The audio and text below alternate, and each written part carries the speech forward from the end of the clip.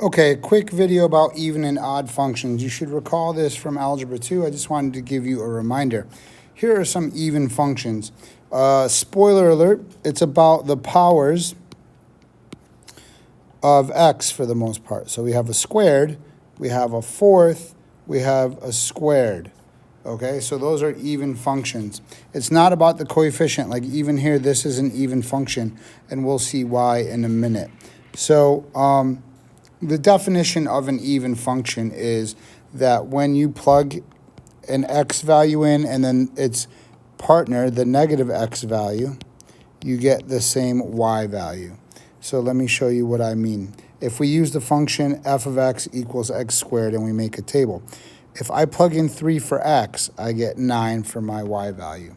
So that means like f of 3 equals 9. I don't know why I just erased it, but I'll put it back in there. All right. Then if I plug in negative x, I still get the same y value back.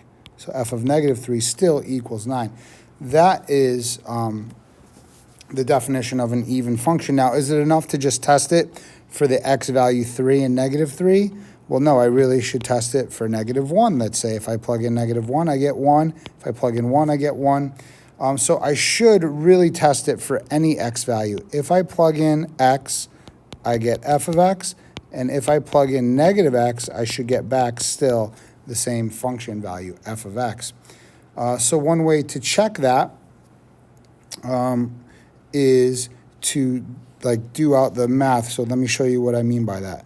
You can check it algebraically by saying f of negative x and plugging that in. Let me see here. I want to do this. I need a little more room. I kind of squashed myself here. Yeah, I'll do it right here. So if I do f of negative x equals, the function was x squared, so I got to plug in negative x for x. What happens when you square negative x? You get x squared. So essentially, when I plugged in a negative x, I got back the same function value itself. Because this answer, after I simplify, right, I plug in a negative x value and I simplify it, this answer is exactly the same thing as the original function. When that happens, it's an even function. So that is the way to check it algebraically. Plug in a negative x, simplify, see if you get back the same function. What would that mean graphically? Well, let's look at some points on this graph. 0, 0, that's neither positive nor negative, okay? One thing I would like to say is when I'm plugging in negative x here, when I'm plugging in a negative x here, I'm really checking for all negative x values, right? So I know that when I plug in a positive x, I get f of x. When I plug in a negative x, I also get back to f of x. That's what makes it even. Let's look at what happens on the graph. So at the x value 1, I get a y value of 1. Now, if I make that x value negative, I still get the same y value of 1. If I plug in a 2, I get 4. If I plug in the negative x value, so instead of 2, if I plug in negative 2, I still should get the same y value. And the graph ends up looking like this. And all even graphs are reflexive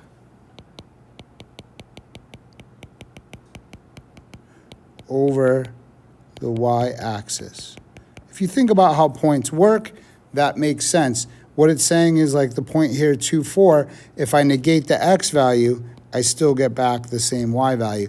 So any point where if I make the x negative and the y is the same, it's just going to flip it over the y-axis. And therefore, this graph will be reflexive. So there's two ways that you can tell if a function is even. From the equation and algebraically, you can do this process. Or from the graph, you can check and see if it's reflexive over the y-axis. The reason it was given the name even, I would assume, is this reflexivity over the y-axis occurs when you have an even power to your equation. There are other functions that are also even that aren't power functions. For instance, cosine of x. But x squared is even because the power is even. And of course, this all works because when you square a negative number, you get back, or you get the same output. The output becomes positive. So if you raise it to any even power, that's what's going to happen. The negative is going to become a positive, so you get back to the original function. Let's take a look at this guy here, which we claim is even. If I take some values off the table, I don't know, let's plug in a 1. If I plug in 1, I get 1/2. If I plug in a negative 1, I guess I should write this out, 1/2 times 1 to the 4th. That gives me 1/2. When I plug in a negative 1, negative 1 to the 4th becomes a positive 1, and then so I get 1/2. So no matter if I'm plugging in a positive or a negative x value, I'm getting the same y value. So if I plug in a 2, I'm getting 1/2 times 2 to the 4th.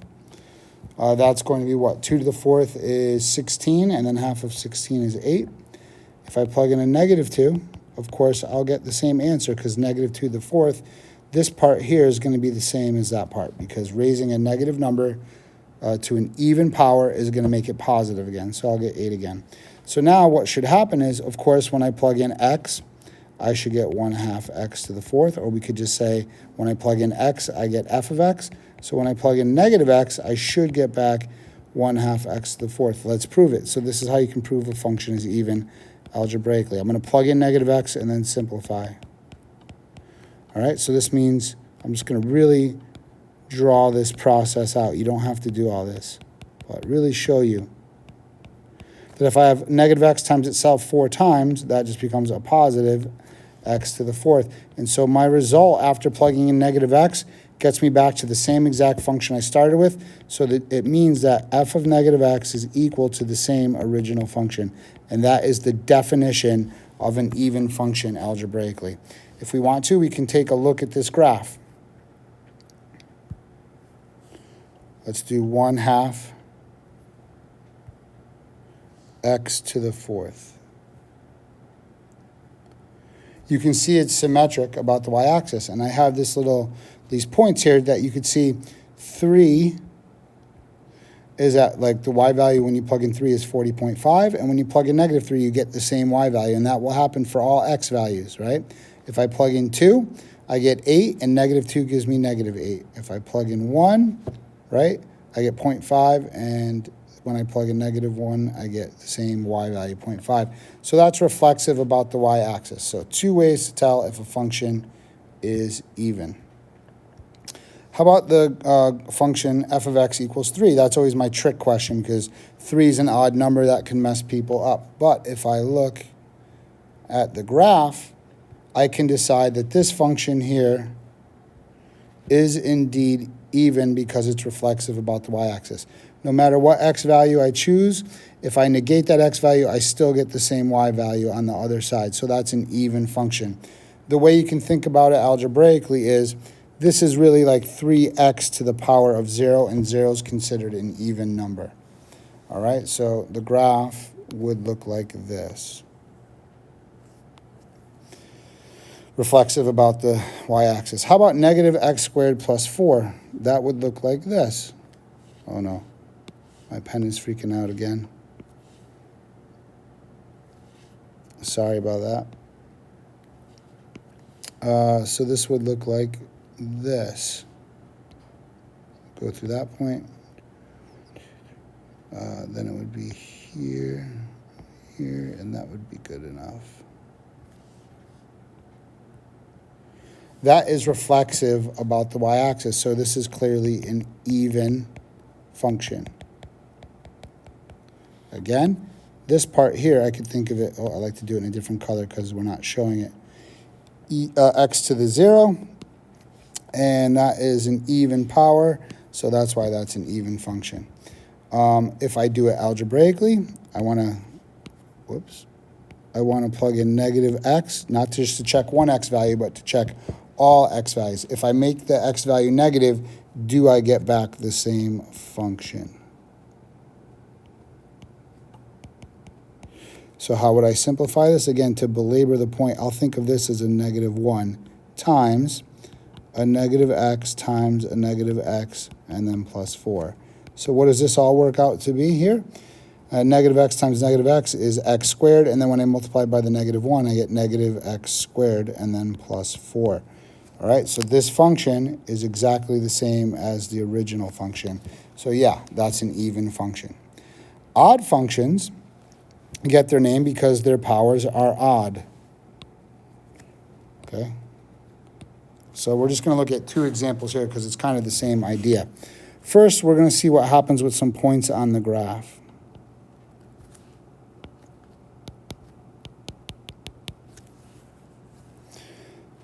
So we've got, let's see, let's plug in 0. I get 0. So that one I don't usually check because you can't make 0 negative. But let's see if we plug in 1, I get 1/2. Now if I plug in the negative version of that, let's see what I get. If I plug in -1, I actually get -1/2. Again, I should show my work here. So 1/2 times -1 to the third. -1 to the third will be -1 times 1/2 is -1/2.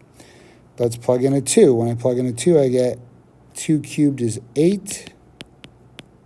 8 times 1/2 is 4. Now let's plug in the negative version and see what happens. Oops, I got to plug in the negative. -2 cubed. So -2 cubed is really 1/2 times -2 times -2 times -2. And what happens here is that's going to end up being -8 times 1/2 will be -4. So it seems that odd functions, when you plug in the -x, you get the same y value but the negative version of it. So you're negating the y value. That's what happens with an odd function. Of course, you should check it for all x's. So when I plug in x, I should get f of x. When I plug in -x, I should get the opposite of f of x. I should get the same function but the completely opposite signs. So let's try it for this example. If I try for all x's, if I plug in a -x into 1/2, oh, if I go too fast, for some reason it freaks out. So I'm going to write slower. 1/2 -x to the third power. So again, I'm going to belabor the point and write it out. 1/2 times, I'm going slow. What's happening? Come on, we're almost done with the video. Hang in there, iPad. Times -x times -x. All right, so -x times itself 3 times becomes -x cubed times the 1/2 would be a negative.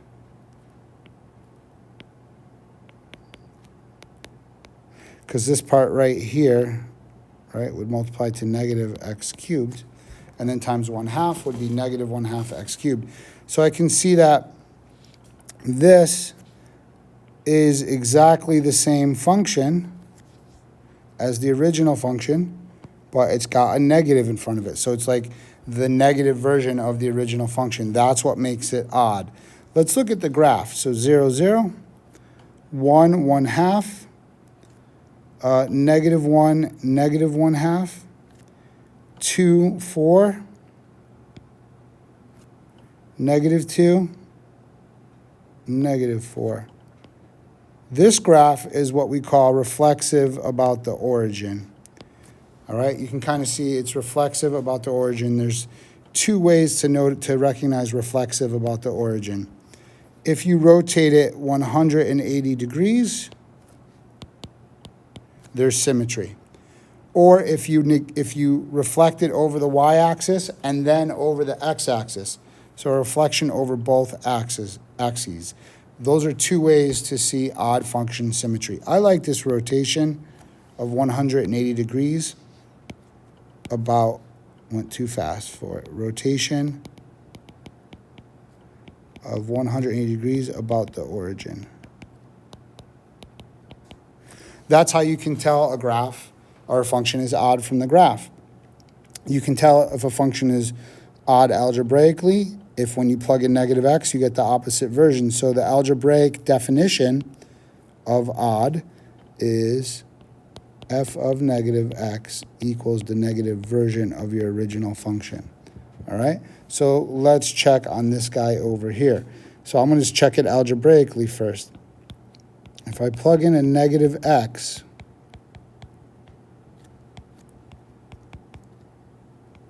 again, I'm going to be super annoying here and just write this out. This is what this means. You don't have to do this. I just like to really show you why it becomes -x to the 5th. And I'm going to think of this as like a -1 times 3 -x's.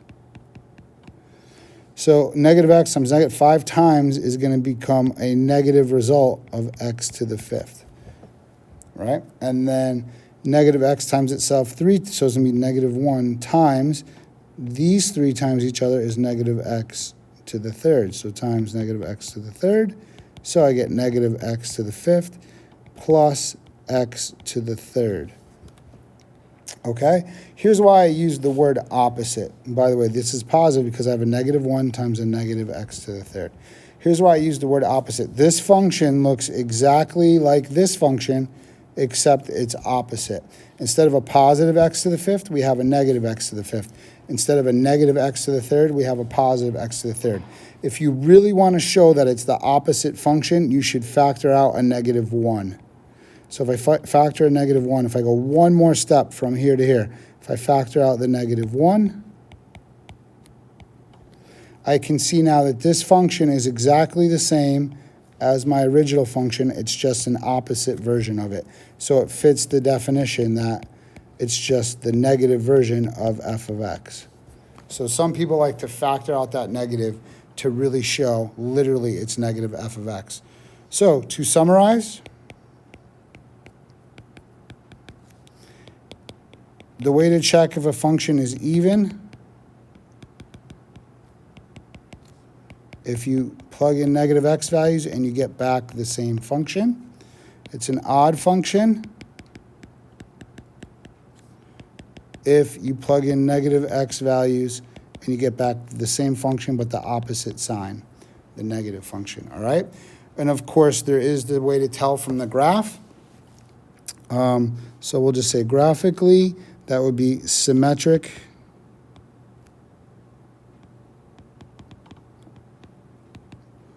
about the y-axis. And for this one, it would be, it would have 180-degree rotational.